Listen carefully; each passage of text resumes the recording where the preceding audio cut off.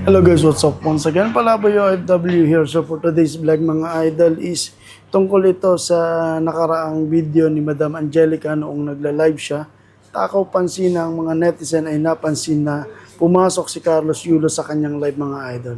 Hindi kaya namimiss na ni Carlos Yulo ang kanyang ina or si Chloe San Jose lang ang gumamit ng account ni Carlos Yulo. Sa palagay niyo mga Lodi.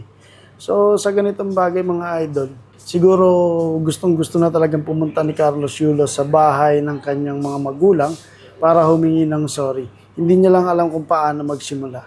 So madali lang naman yun eh. Carlos Yulo, pumunta ka ng diretso sa bahay nyo at humingi ka ng patawad sa magulang mo. Yun lang yun, tapos na, di ba? So wag ka nang mag-antay at magpatumpik-tumpik pa at humingi ka ng patawad sa iyong magulang para matapos na ang lahat. 'Di ba? Simple lang naman 'yun eh. Then back to normal, ganoon lang. And then syempre hindi mo mauubos yung yaman mo, hindi ka mag-enjoy sa yaman mo kapag hindi mo kasama ang iyong mga magulang. 'Di ba? Hayaan mong mag-enjoy yung mga magulang mo sa tagumpay na iyong tinatamasa sa ngayon. 'Di ba mga lads? Masarap mag-enjoy kapag kasama mo ang iyong pamilya sa iyong tagumpay sa buhay. So yun lang mga idol at ingat kayong lahat, maging mabuting anak sa mga magulang, lalo na mga Gen Z.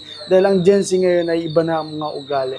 So dapat panatalihing maging mabuti at magalang na anak sa mga magulang. Dahil sila lang ang ating kaagapay sa buhay at kahit anong mayari hindi tayo pababayaan niya. Di ba?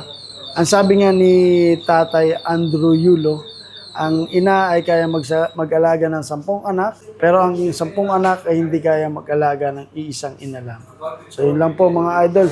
Pinoy Vloggers here in Kuwait, Palaboy OFW with Rapi Sam Steele and Brian Bugdana. Mabuhay!